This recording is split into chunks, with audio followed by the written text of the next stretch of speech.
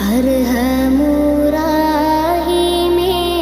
കാട്ടിത്താറിവിൻ പൂന്താരം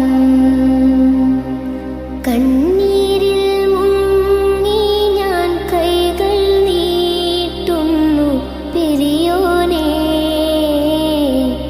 കരളിൻ്റെ നോവുകൾ എല്ലാം കാണുന്ന ഫർദാനേ. ഹലോ ഹായ് അസ്സലാമു അലൈക്കും. എന്താ മുത്തുമണികളെ വിശേഷങ്ങളൊക്കെ? സുഖലങ്ങൾക്കൊക്കെ അൽഹംദുലില്ലാ നമ്മൾ ഇവിടെ തന്നെ ഉണ്ട്, റാത്തായിട്ട് ഇരിക്കണം കേട്ടോ. അപ്പോൾ ഒരുപാട് തിരക്കായിട്ടാണ് വീഡിയോസ് ഒന്നും വരാത്ത. ഒരുപാട് ആളുകൾ മെസ്സേജ് ഇട്ടുകൊണ്ടൊക്കെ ചോദിക്കലോ തുടങ്ങിയാണ്, ഋഷ എന്താ വീഡിയോസ് ഇടാത്ത, ഒന്നും കാണുന്നില്ലല്ലോ, കുഞ്ഞുമണികളെ കാണുന്നില്ലല്ലോ, പുതിയ അപ്ഡേഷനൊന്നും വരുന്നില്ലല്ലോ, പിന്നെ ഞങ്ങൾക്ക് എൻ്റെ വീഡിയോ തന്നെ കിട്ടണില്ല, ആ പരാതികൾ നിറഞ്ഞ് കിടക്കുന്നുണ്ട്. അപ്പോൾ എന്താ നമ്മൾ ഡെയിലി വീഡിയോസ് നേർക്കിനിടാഞ്ഞാൽ നിങ്ങൾക്കത് കിട്ടൂല. പിന്നെ നമ്മൾ ഋഷ മൊയ്തു ഫാമിലിയിൽ നിന്ന് അടിച്ചു നോക്കണം, അപ്പോഴേ അല്ലെങ്കിൽ സബ് നോക്കിക്കാണ്ട് നമുക്ക് എടുത്താലേ കിട്ടുള്ളൂ കേട്ടോ. അപ്പം ഇത്തിരി തിരക്കായിട്ടാണ് നിങ്ങൾക്ക് അറിയാം. പിന്നെ നിങ്ങൾക്ക് അറിയാം ഇവിടുന്ന് വീഡിയോസും കാര്യങ്ങളൊക്കെ എടുക്കാൻ ഒത്തിരി പരിമിതികളൊക്കെ ഉണ്ട്, അതുകൊണ്ടാണ് കേട്ടോ. അപ്പോൾ അവിടെ വീട് പണിയൊക്കെ നല്ല കുശാലായി അടിപൊളിയായി നടക്കുന്നുണ്ട്.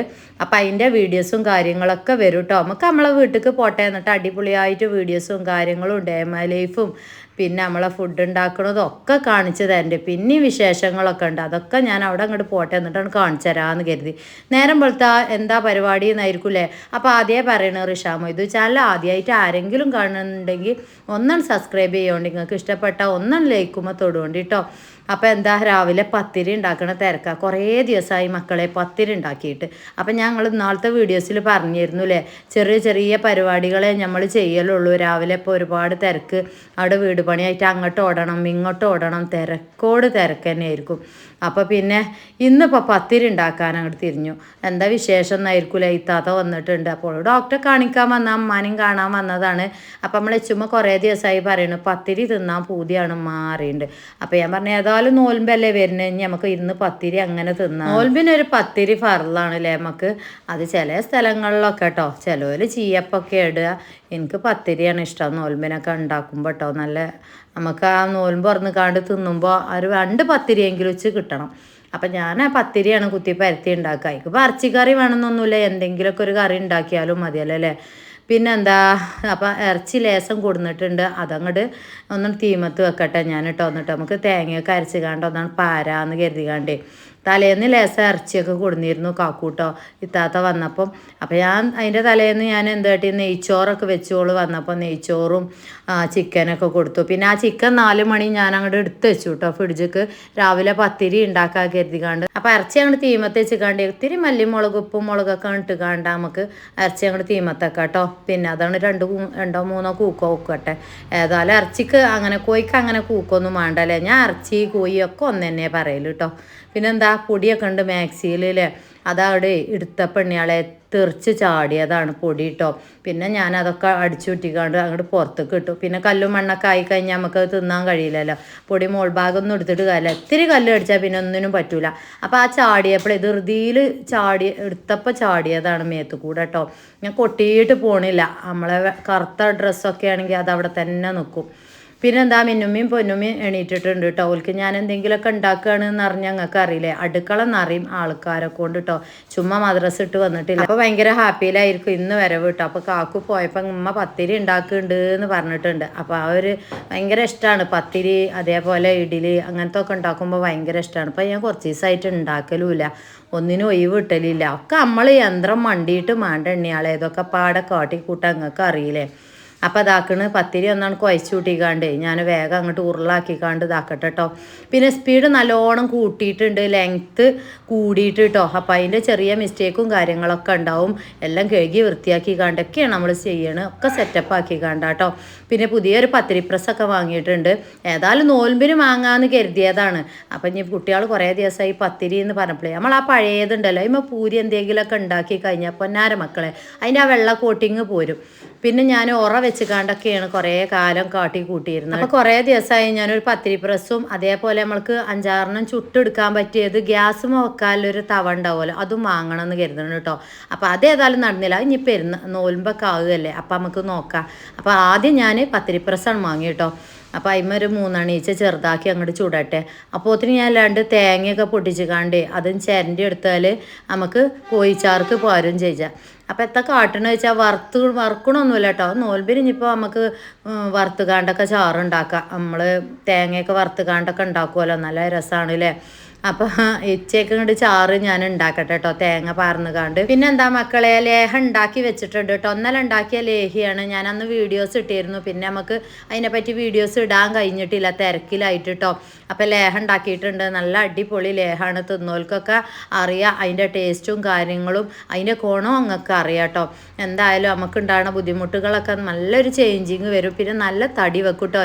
ഇന്നലെ ഞാൻ ഈ ഭാഗത്തൊക്കെ നമ്മൾ കൊണ്ടുപോയി കൊടുക്കും കേട്ടോ. പള്ളിപ്പുറം ഈ ഭാഗങ്ങളിലൊക്കെ നമ്മൾ കൊണ്ടുപോയി കൊടുക്കലുണ്ട്. അപ്പോൾ അന്ന് ഞാൻ 1 കിലോന് ഒരു കുട്ടിക്ക് കൊണ്ടുപോയി കൊടുത്തിരുന്നു. കുട്ടീന്നൊന്നും പറയണ്ട, അമ്മയാണ്, നമ്മളെ വീഡിയോസൊക്കെ കാണുന്ന ആളാട്ടോ. അപ്പോൾ അന്ന് കണ്ടപ്പോൾ മെലിഞ്ഞിട്ടായിരുന്നു. ഈ പ്രാവശ്യം ഒരു കുപ്പി കൊണ്ടുപോയി കൊടുത്തപ്പോൾ ഞാൻ സത്യം പറയാം മക്കളെ, അതിനെ അറിഞ്ഞില്ല കേട്ടോ. അതിന് മുഖമൊക്കെ തടിച്ച് സുന്ദരിയായിട്ടുണ്ട്. അപ്പോൾ അവർ വീഡിയോസ് കാണുന്നതാണ് കേട്ടോ. നമ്മൾ ഒരു കാര്യം ഇല്ലതേ വീഡിയോസിൽ പബ്ലിക്കായിട്ട് വിളിച്ചു പറയുള്ളൂ. ഓൽക്കൊക്കെ അങ്ങക്കൊക്കെ അറിയണതാണ്. അപ്പോൾ നമ്മൾ ലേഹം തിന്നിട്ടല്ല തടിയെന്നാണ്. ലേഹം തിന്നുമ്പോൾ ഭയങ്കര വിശപ്പ് വരും. അപ്പോൾ നന്നായിട്ട് ഭക്ഷണം കഴിക്കണം, അപ്പോഴാണ് നമ്മൾ ഉഷാറായി വരിക. പിന്നെ നമ്മളെ ബ്ലഡ് കൗണ്ട് കൂടും. അതേപോലെ നമ്മളെ അസ്ഥിർക്കം കാര്യങ്ങളൊക്കെ ഉണ്ടല്ലോ, നല്ല ചേഞ്ചിങ് വരും കേട്ടോ. ഒരുപാട് നല്ല റിസൾട്ടുകൾ നമ്മളെ വാട്സപ്പിൽ വന്നിക്കലുണ്ട്. അതൊക്കെ ഞാൻ ഒന്നിങ്ങോട്ട് മാറ്റി വെക്കലുണ്ട് കേട്ടോ. പേഴ്സണലായിട്ട് നിങ്ങൾ ഇതിൻ്റെ റിവ്യൂ കേൾപ്പിച്ച് തരുമോ എന്ന് ചോദിക്കുമ്പോൾ കേൾപ്പിച്ചല്ലുണ്ട്. യൂട്യൂബിൽ ഇടലില്ല കേട്ടോ. അത് ഞാൻ എപ്പോഴും നിങ്ങളോട് പറയണതാണ്. നിങ്ങളെ ശബ്ദം നിങ്ങളെ പേഴ്സണലാണ്. അത് നമ്മൾ പബ്ലിക് ആക്കൂല, പേഴ്സണലായിട്ട് വെക്കും. ആവശ്യക്കാർക്കൊക്കെ ഒന്നും കേൾപ്പിച്ച് കൊടുക്കും കേട്ടോ. അപ്പോൾ തടി നന്നായതും അസ്ഥിർക്കം മാറിയതും വിശപ്പില്ലാത്തവർക്ക് വിശപ്പുണ്ടായതും ഒക്കെ അതിലിങ്ങനെ കേൾക്കുമ്പോൾ നമുക്ക് ഭയങ്കര സന്തോഷമല്ലേ. ഭയങ്കര സന്തോഷം പറഞ്ഞാൽ ഭയങ്കര സന്തോഷമാണ്. അതെന്താ, നമ്മളൊരു പ്രൊഡക്റ്റ് ഇറക്കിക്കാണ്ട് അതുകൊണ്ട് നിങ്ങൾക്കൊരു ചേഞ്ചിങ് വരിക എന്ന് പറയുമ്പോൾ നമുക്ക് ഭയങ്കര സന്തോഷം കേൾക്കുമ്പോൾ അല്ലേ. അപ്പോൾ അത് അതിൻ്റെ മട്ടം പോലെ നല്ല അടിപൊളിയായിട്ട് നല്ല വൃത്തിക്കും വെടുപ്പിൽ തന്നെയാണ് നമ്മൾ ഉണ്ടാക്കൽ കേട്ടോ. ഇനിയിപ്പോൾ ഓരോ കമൻറ്റുകൾ ഓരോരുത്തരിടും, അതൊക്കെ നിങ്ങളെ പേഴ്സണൽ കാര്യമാണ്. കമൻ്റ് ഇടണവും കാര്യം വളർത്താൻ നമ്മൾ ഒരുപാട് ആളുകളുണ്ടാവും. പക്ഷേ ഒന്ന് ഉന്നതിക്ക് എത്തിക്കാനും വേണ്ടിക്കാണ്ട് കുറച്ച് ആളുകളെ സപ്പോർട്ട് ചെയ്ത് തരാൻ ഉണ്ടാവുള്ളൂ. എന്നാലും അൽഹംദുലില്ലാ നമ്മൾ പ്രോഡക്റ്റ് ഒറ്റ വട്ടം ഉപയോഗിച്ചോല് വീണ്ടും വീണ്ടും വാങ്ങലുണ്ട് കേട്ടോ.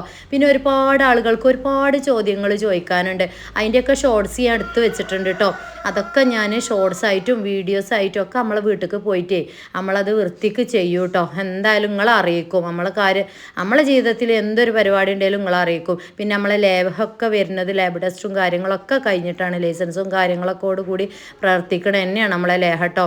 അപ്പം അത്ര പെർഫെക്റ്റ് ആയിട്ടും വൃത്തിക്കും അത് എന്തൊക്കെയാണ് അതിലടങ്ങിയതും അതിൻ്റെ ന്യൂട്രിയൻസ് കാര്യങ്ങളും ഒക്കെ ചെക്കിങ്ങും കാര്യങ്ങളൊക്കെ കഴിഞ്ഞിട്ടാണ് നമ്മളെ ലേഹ്യം നിങ്ങളെ വായിക്ക് എത്തണം, നിങ്ങളെ വയറ്റിക്ക് എത്തണം കേട്ടോ. അതുകൊണ്ട് തന്നെ നിങ്ങൾ വിശ്വസിച്ച് ഉപയോഗിച്ചോളി. അത് നിങ്ങളിങ്ങനെ വീഡിയോ കണ്ട് അത് ഇത് കാരണം കമൻ്റ് ഇടുന്ന ഒരുപാട് ഞാൻ കാണലുണ്ട്.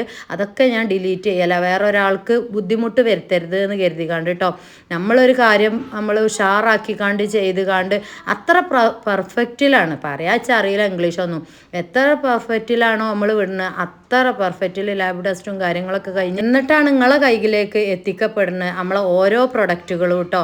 പിന്നെന്താ മക്കളെ, നമ്മളത് ഒരാൾ താഴ്ന്ന് നിൽക്കുമ്പോഴേ ഓല് എന്നും താഴ്ന്ന് നിൽക്കട്ടെ, എന്താ എത്ര ഓല് ഉയർന്ന് നിൽക്കാനെന്ന് ചിന്തിക്കണ ഒരുപാട് ആളുകളും ഉണ്ടാവും കേട്ടോ.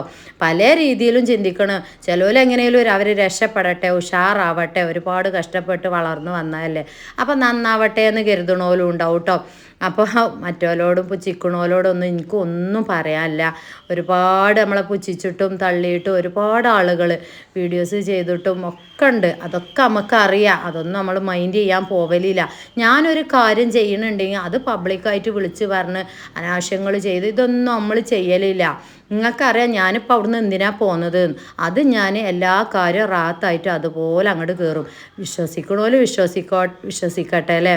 അപ്പം ഇതൊക്കെ പറഞ്ഞു വന്നപ്പോഴത്തേന് പത്തിരി കുത്തിരിയൊക്കെ കത്തിക്കരിയല്ലോ തുടങ്ങി. അപ്പോഴത്തേന് നമ്മളെ ഇച്ചുമ്മ വന്നാൽ പിന്നെ അവൾക്ക് പത്തിരി കണ്ടിട്ടേ ഭയങ്കര ഇഷ്ടമാണ്. പിന്നെ എൻ്റെ ലേഹത്തിൻ്റെ പരസ്യം ഞാനും എൻ്റെ മക്കളും തന്നെയാണ്.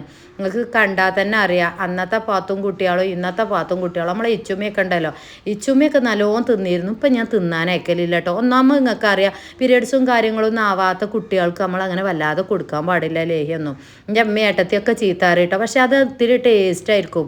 നമ്മൾ ലേഹ്യം തിന്നോൽക്കൊക്കെ അറിയാം നല്ല ടേസ്റ്റ് ആയിരിക്കും. അപ്പം എൻ്റെ അമ്മയൊക്കെ പറയാം അതങ്ങനെ വാരി തിന്നാൻ അയക്കണ്ട, അതിനൊന്നും ആയിട്ടില്ല, കുറച്ചും കൂടി കഴിയട്ടെ ആറ്.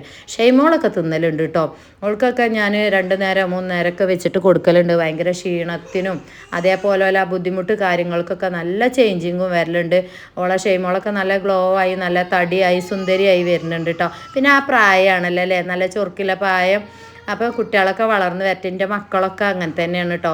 ഷെയ്മോളും റിതും ഇച്ചുമ്മയും ഞാനും ഒക്കെ തിന്നിട്ട് തന്നെയാണ് ഉഷാറാണ്. ലേഹം തിന്നുമ്പോൾ ഭയങ്കര വിശപ്പാണ് മക്കളെ. അതുകൊണ്ട് തന്നെ ഞാൻ വല്ലാതെ അങ്ങോട്ട് തിന്നാൻ പോവലില്ല. എന്താ വെച്ച് കഴിഞ്ഞാൽ ഞാൻ ഈ പരക്കം പായിൻ്റെ അടിയിൽ നമ്മളാ നേരത്തിന് ഭക്ഷണം കഴിക്കാഞ്ഞാൽ കുഴഞ്ഞ് പുകൽ തുടങ്ങും. അതുകൊണ്ട് തന്നെ ഞാനങ്ങനെ കഴിക്കാൻ പോലില്ല കേട്ടോ. പിന്നെ എപ്പോഴും ഞാൻ പറയലുണ്ട് ലേഹം 10 വയസ്സിന് മേലെയുള്ള കുട്ടികൾക്ക് കൊടുക്കാൻ ശ്രമിക്കണം. ആ ഒരു പ്രായം ഉണ്ടല്ലോ, ചൊറുക്കിലെ പ്രായം, കെട്ടിച്ചാല പ്രായം 8, 9, 10, +1, +2 കോളേജിൽ പോണ കുട്ടികൾ, കെട്ടിച്ചാല കുട്ടികൾ, ഓൽക്കാണത് കാര്യമായിട്ട്. പിന്നെ കെട്ടിച്ച് കാണ്ടും പ്രസവം കഴിഞ്ഞ് പറ്റ എല്ലും കോലയക്കണ ആളുകളുണ്ടാവും അല്ലേ. ഞാനൊക്കെ അങ്ങനെ ഒരുപാട് അനുഭവിച്ചാണ് കേട്ടോ. പണ്ട് കാക്കുമൊക്കെ ഉംറക്കൊക്കെ പോയിക്കാണ്ട് മടങ്ങി, ഉംറൻ്റെ അന്നൊരു ഉംറ വിഷയമൊക്കെ ഉണ്ടായിരുന്നു. അന്ന് പണിക്കൊക്കെ പോയിക്കാണ്ട് ഇങ്ങോട്ട് വരുമ്പോൾ ഞാൻ പറ്റ എല്ലും കോലാരം. അപ്പം എന്താ അന്നൊക്കെ ഷെയ്മോളൊക്കെ ചെറിയ കുട്ടിയല്ലേ, പാൽ കുടിച്ച് കാണ്ട് പറ്റ ഉണങ്ങീനി ഞാനൊക്കെ കേട്ടോ.